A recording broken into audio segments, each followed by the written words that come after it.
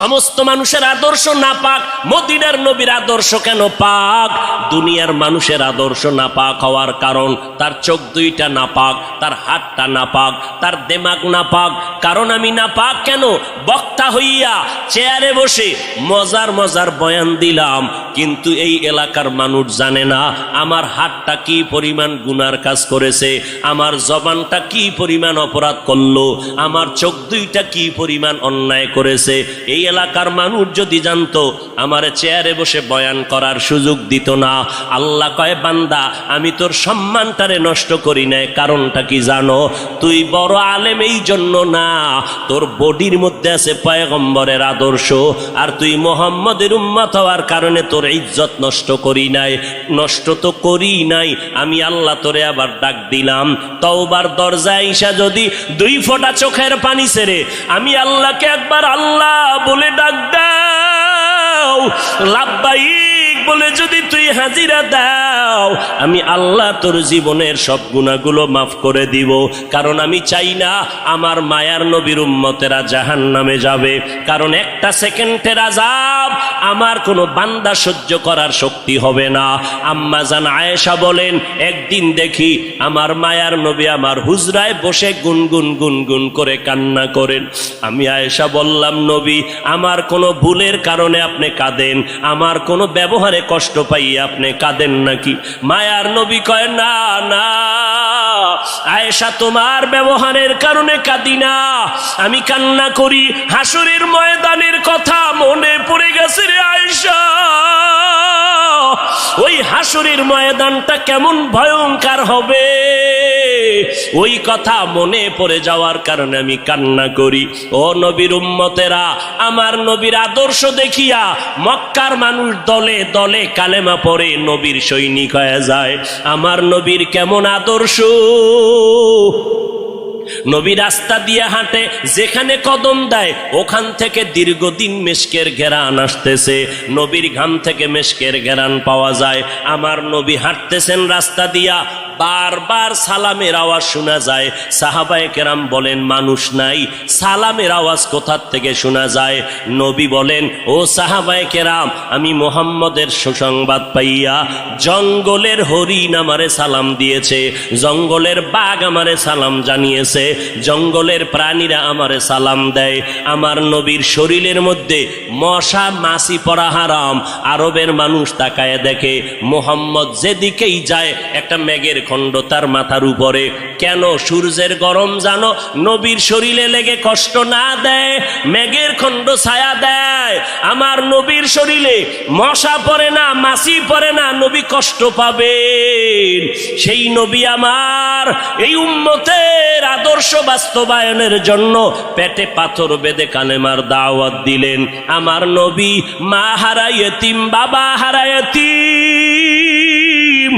নবী বলে, আমি দুনিয়াতে সে একবার আব্বা বলে ডাক দিতে পারি না। এর উম্মতেরা 6 বছরে মা হারায় ফেললাম, 8 বছরে আমার দাদাকে হারায় ফেললাম। আমার আরবের মধ্যে কেউ নাই, চারদিকে আমার দুশ্মন। আমি কালেমার দাওয়াত নিয়ে কোথায় যাব? আমি ঘরের মধ্যে বসে কাঁদতেছি। ওই সময় আমার এক আপন, আরবের মধ্যে আর আপন আমার কেউ ছিল না। 2 জন স্বামী বিদায়ের পরে একজন নারী, 40 বছরের বিধবা নারী খাদিজা। আমি মুহাম্মদ 25 বছরে তাকে বিয়া করে নিলাম। আল্লাহর আদালতের অনুমতি নিয়ে বিয়া করে ফেললাম। ওই খাদিজা আমার কান্নার কারণ জিজ্ঞেস করলেন, নবী কেন কান্না করেন? ও খাদিজা কান্দি কেন? আল্লাহ আমাকে কোরআনের আলো দান করেছেন, আমি এখন কালেমার দাওয়াত দিব, আমার এই দাওয়াতকে গ্রহণ করবে। আমার ঘরে বাইরে চতুর্পার্শ্বে দুশ্মন, আমি কার কাছে দাওয়াত নিয়ে যাব? আম্মা জান খাদিজা চিৎকার দিয়া বলে, নবী কোনো পেরেশান হবেন না, এই জমিনের মধ্যে কেউ যদি আপনার কালেমার দাওয়াত না নেয়, আমি খাদিজার হাতটা ধরিয়া আপনি আমাকে প্রথম দাওয়াতটা পড়াইয়া দেন, কালেমা পড়াইয়া দেন। এই জমিনে মরিয়াও যদি যায় ইতিহাসের পাতায় থাকবে মুহাম্মদের হাতে প্রথম দাওয়াত গ্রহণকারিনী কোনো পুরুষ না, তিনি একজন মহিলা। কিয়ামতের ময়দানে মদিনার নবী বলেন, জান্নাতের 8টা দরজা যখন খুলিয়া 4 জন নারীকে ডাকবে, আসো, জান্নাতের দরজা খোলা হয়ে গেছে, আসো। 4 জন নারীকে ডাকবে, তোমাদের কোনো হিসাব নাই, তোমাদের কোনো কিতাব নাই, তোমাদের কোনো পেরেশানি নাই। জান্নাতের 8টা দরওয়াজা, সব দরজা দিয়া ডাকবে, আসো, জান্নাতের হুর তোমাদের জন্য অপেক্ষা করতেছে, জান্নাতের বিছানা তোমাদের জন্য রেডি। কেন তুই সূর্যের গরম জানো না লাগে? কারণ সূর্যের গরম লাগলে মাথার মগজগুলো টাস টাস করে ফেটে যাবে, একটা সেকেন্ডের আযাব সইতে পারবা না। আসো, কোনো হিসাব নাই, জান্নাতের 8টা দরজা খোলা, কোন দরজা দিয়ে ঢুকবা, আসো। ও এলাকার মা বোনেরা, 4 জন নারীকে জান্নাতের 8টা দরজা ডাকবে, এর মধ্যে একজন নারী হবেন আমার নবীর কলিজার বিবি। 2 জন স্বামী বিদায়ের পরে বিধবা 40 বছরের নারী খাদিজা রাদিয়াল্লাহু তাআলা আনহা। ওই খাদিজা ডাক দিয়া কয়, ও নবী, আপনার হাতের কালেমার মুসলমান আমি একজন হয়ে গেলাম। নবী এবার কান্না বন্ধ করে বের হয়ে গেলেন। আর আমার দুঃখ নাই, আমার খুঁটি যখন মজবুত হয়ে গেল, আমার ঘরের চৌকাঠ যখন মজবুত হয়ে গেল, এখন আমি দাওয়াতে নেমে গেলাম। মায়ার নবী দৌড়াইয়া মানুষের দ্বারে দ্বারে গিয়া গোপনে গোপনে দাওয়াত দেয়। হাঁটতে হাঁটতে হাঁটতে হাঁটতে আমার নবী পাথরওয়ালা জমিন পাড়াইয়া তায়েফের ময়দানের কিনারায় দাঁড়ায় কয়, তোরা আমারে চিনোনি, আমি মক্কার মুহাম্মদ, আমি এক আল্লাহর দাওয়াত দিয়ে আসছি, গ্রহণ করো। এই আসমানের মালিক আমার আল্লাহ, এই জমিনের মালিক আমার আল্লাহ, ওই একটা আল্লাহ, আর কোনো আল্লাহ নাই। ওই আসমানের মালিকের পক্ষ থেকে আসছি, কবুল করে নাও। তায়েফের বেঈমানেরা কয়, এটা তো সেই মুহাম্মদ মক্কার পাগল। বাচ্চাদের ডেকে বলে, পাথর মেরে মেরে মুহাম্মদের তাড়াইয়া দাও। যেই নবীর শরীরের মধ্যে মশা মাছি পড়া হারাম, মেঘের খণ্ড ছায়া দেয়, আমার নবী যেন কষ্ট না পায়। ওই শরীরের মধ্যে কাফেরের গোলামেরা এমন বৃষ্টির মতো পাথর মারতেছে, পাথর পরে পরে নবীর শরীর থেকে রক্ত প্রবাহিত হইয়া জুতা আটকাইয়া গেল। মায়ার নবী কান্না করেন আর কদম বাড়াইয়া বাড়াইয়া মক্কার দিকে রওনা হলেন। আবার যত দূর যায় আবার তায়েফের জমিনের দিকে তাকায়, আর আমার মায়ার নবী চোখের পানি ছেড়ে কান্না করে আর বলে, উদয়ার মালিক, তুমি একটু এদের দিলে রহম দাও। আল্লাহ সাথে সাথে জিবরাইলের পাঠায় দিয়া কয়, জিবরাইল, আমি আমার নবীর কান্না সইতে পারি না, যাও যাও। মুসা নবী আমার আশেক, ঈসা নবী আমার আশেক, ইব্রাহিম আমার আশেক, আর আমি আল্লাহ নিজে মুহাম্মদের আশেক। আমার নবীর কান্না সইতে পারি না, জলদি করে যাও রে জিবরাইল। নবীর অনুমতি নিয়া তায়েফের জমিন উল্টাইয়া তায়েফের মানুষগুলো ধ্বংস করে দাও। জিবরাইল আমিন আইসা আমার নবীরে যখন বললেন, নবী বলে, খবরদার ও ভাই জিবরাইল, এই তায়েফের মানুষগুলোকে তুমি মারবা না রে ভাই, কারণ আমি দুনিয়াতে আসছি রহমাতুল লিল আলামিন। আজকে ওরা আমাকে চিনে না, এই জন্য আমারে পাথর মেরে তাড়ায় দেয়। ওরা যদি জানতো আমি মুহাম্মদকে, ওরা তো জানেন আমি মুহাম্মদের বাবা নাই, ওরা জানে নাই আমি মুহাম্মদ বড় অসহায়। ওরা যদি জানতো আমারে মোহাব্বত করে ওরা আদর করত, পাথর মারতো না। ওরা চিনে না, এই জন্য আমাকে পাথর মেরে তাড়ায় দিতেছে। একদিন যদি কবুল করেন আমার আল্লাহ, ওদের দ্বারা কালেমার খেদমত হবে জমিনের ভিতরে, ওদেরকে মারা যাবে না। ও জিবরাইল, এদের উপরে কোনো আঘাত করিও না। আমার মায়ার নবী রক্ত পড়ে জুতা আটকায় গেল।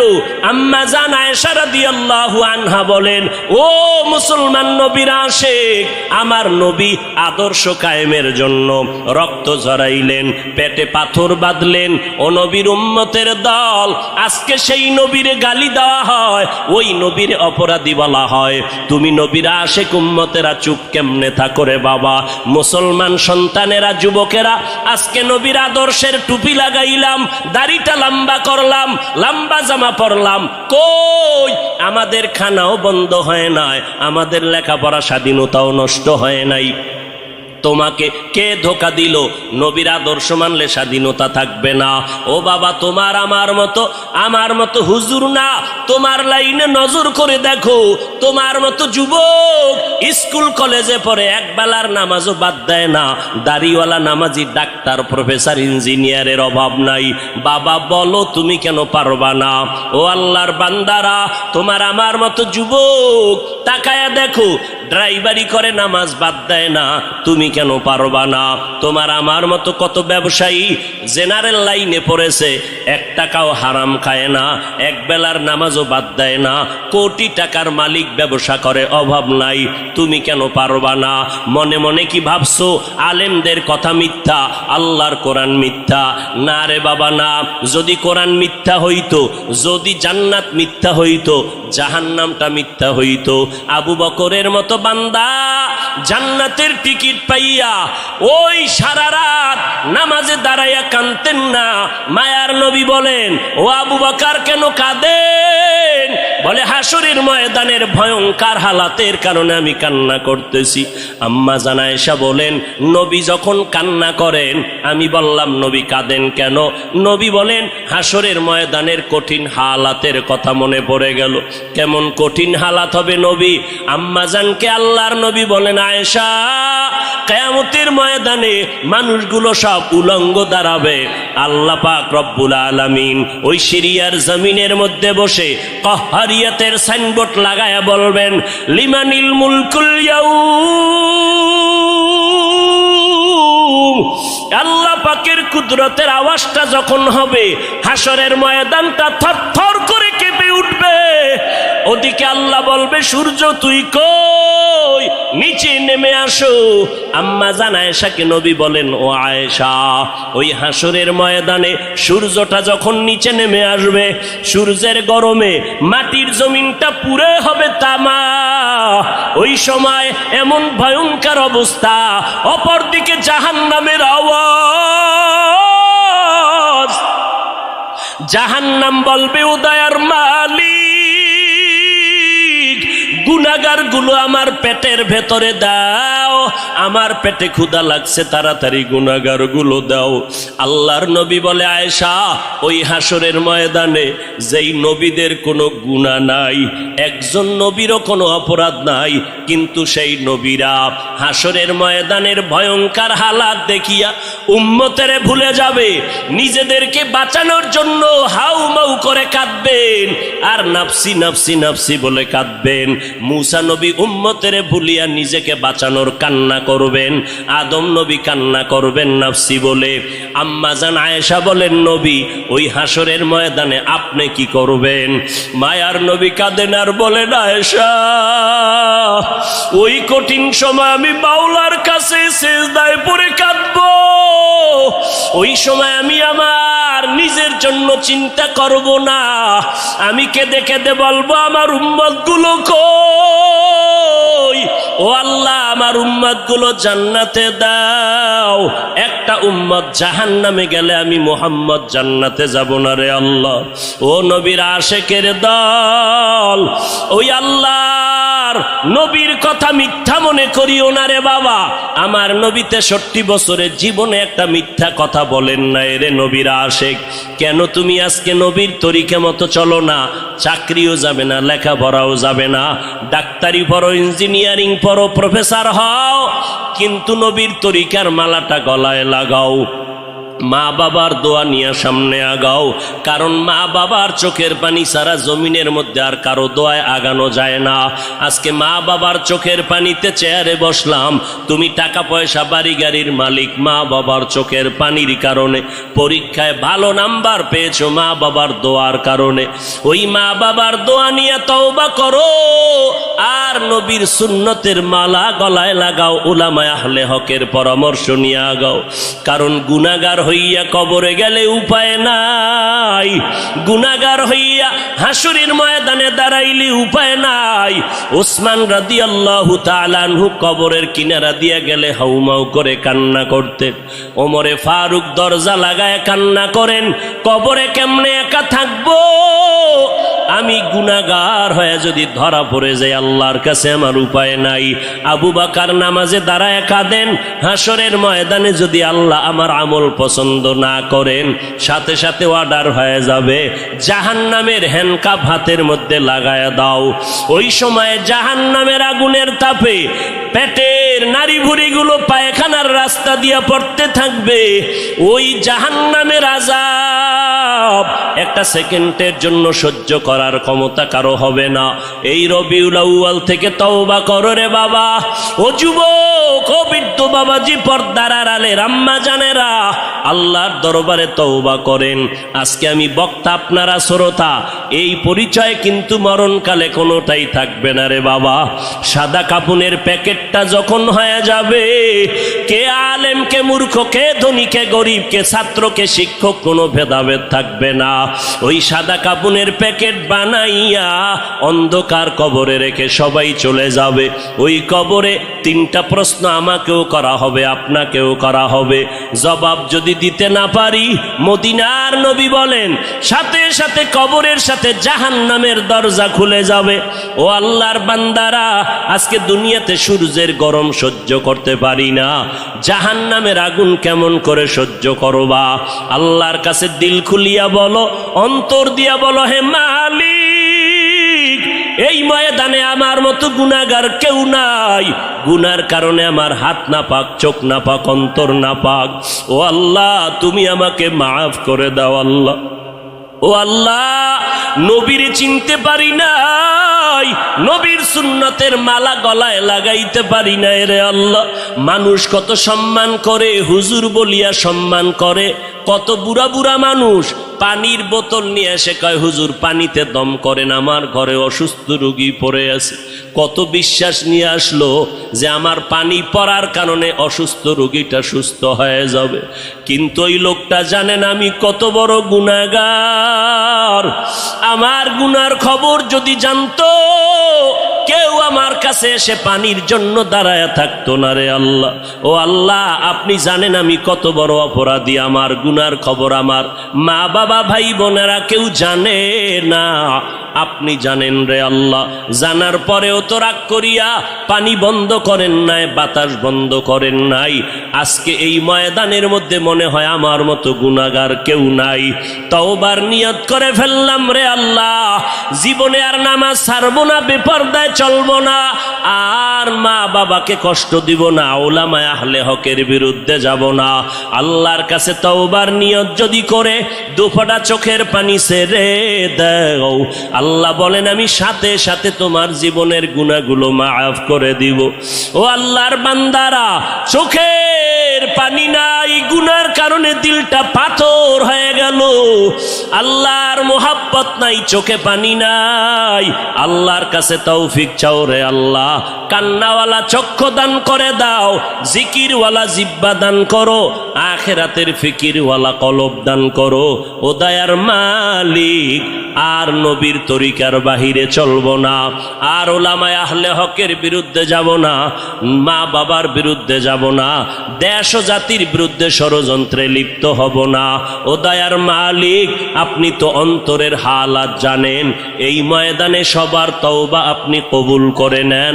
এই ময়দানে সব আপনার আশেকদেরকে দিনের খাদেম বানাইয়া তওবার উপরে মজবুত হইয়া মরণ পর্যন্ত নবীর তরিকা মেনে চলার তৌফিক দান করেন, আমিন। বাবা নাই, বাড়ি নাই, ঘর নাই, কিচ্ছু নাই, এমন কি ভালো করে নজর করো আমিও নাই। কে আছেন? যিনি আছেন তিনি হলেন ইল্লাল্লাহ। কে আছেন? একমাত্র লা ইলাহা মানে কোন ইলাহ নাই, কোন ইলাহ ইবাদতের উপযুক্ত কেউ নাই। আচ্ছা, আছে যে একজন, একজন আছে না নাই? কে আছেন? একজন যে আছেন, এই যে একজন আছেন কথাটা বুঝাইল লা ইলাহা না ইল্লাল্লাহ?